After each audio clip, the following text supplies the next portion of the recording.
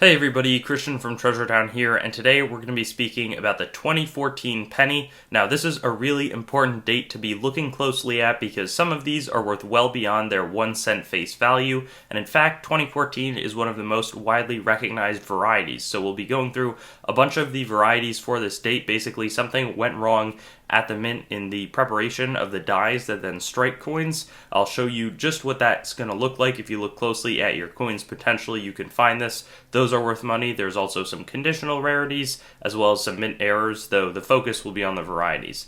Let's get into a PowerPoint presentation. I've got some clear values, clear photos, and hopefully a clear explanation, and I can tell you everything that you'd want to know.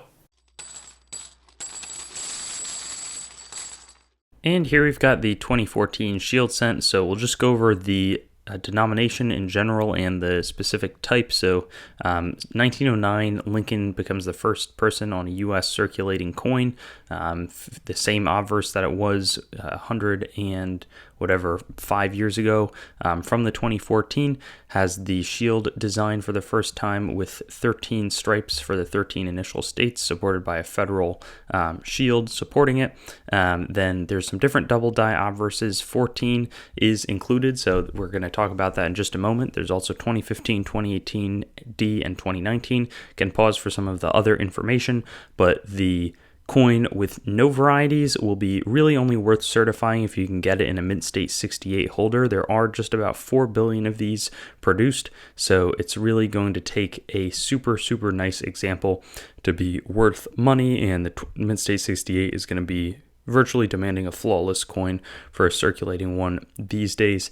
It could break even around if you get a 67 plus, but there's not a ton of people buying these, so it's something where I'd proceed with caution. Really what you should be looking for are the double dies. There's some very significant ones and some very minor ones, but here there's significant extra thickness, like the 2 and the 0 especially are super distorted. You can see that continued distortion in the tops of some of the letters in Liberty, but it's worth anywhere from $25 for a circulated coin to $250 for a mint state 65 example. The numbers are going to drop. This next one can be certified to NGC, and I think that these values are underestimated a little bit. I'd probably double them. But this thickness is more towards the center, has sort of the marking of this strange inner gap in the 4 I've seen on all of the examples that I could find, but then there's also sort of this nice spread in the 0 and the 1, so that goes towards the center and is again able to be certified at NGC. This one's the only Shield Cent that you can certify at PCGS. It's in the Cherry Picker's Guide. This one hasn't made it yet, and these are more specialized, but double die obverse seems like a spread towards the center, very minimal extra thickness. You can see a little bit though pulled up in the Y and top of the T, especially if you compare it side by side with a regular coin. Same thing over here, a bit of a spread towards the center in the T and the Y, just going to be more thick if you're comparing it to a coin next to it, but the values on these really decrease because of how tough it can be to discern. You know, it's almost difficult for me if I didn't know that these were double dies to be able to discern that extra thickness.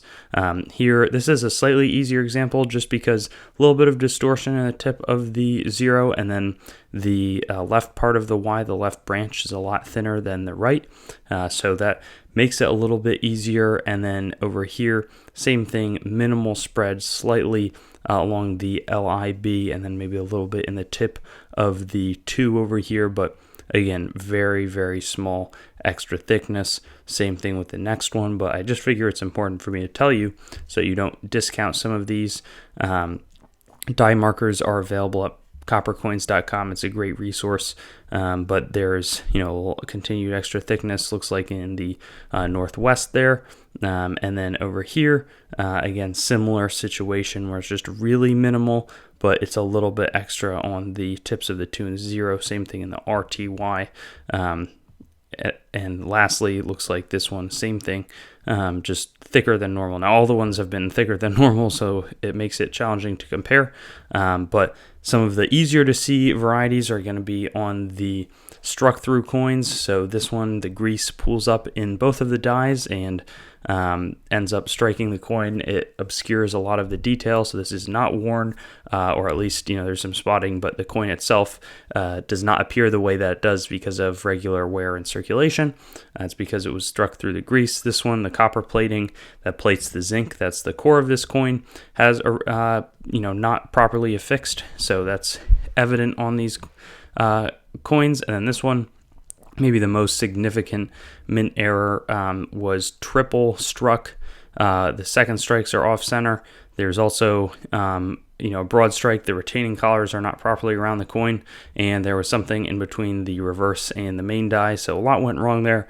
But the reason that there's nothing super readily available for 2014 is that there was just much higher standards for the shield sense, so there's a lot fewer errors that get out and are available for purchase. But a lot of minor double dies, tiny extra thicknesses, that are sort of overshadowed by these two main ones that you really should be looking for and are much easier to pick out with your eyes, because there's some really good coins, and you should be happy if you can find one of these. Potential for these to be some of the defining ones of the shield scent series. We'll see what happens in the next 10-20 years as perhaps more shield scent designs come about, if the penny even exists. But for now, this is what you should really be searching for. Thanks for watching the video. I'd encourage you to like the video, comment, and make sure to subscribe to my channel. And I also have Facebook, Instagram, Twitter, and some other social media platforms. You can also go to my main channel website, treasuretownYT.com, to learn more about the channel and sort of stay in contact.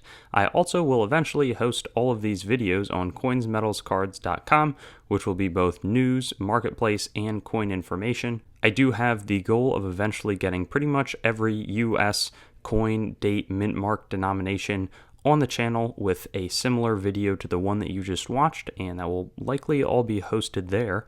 And then I also have treasuretowncoins.com, which is sort of my coin dealing wing, coin dealing only entity that is a little bit less focused on content production. So thank you so much, and I'll look forward to seeing you on some of my other videos. I also have videos that are not just the date, mint mark, denomination recap in this format, so you can check some of those out, and I'll have fun seeing you there.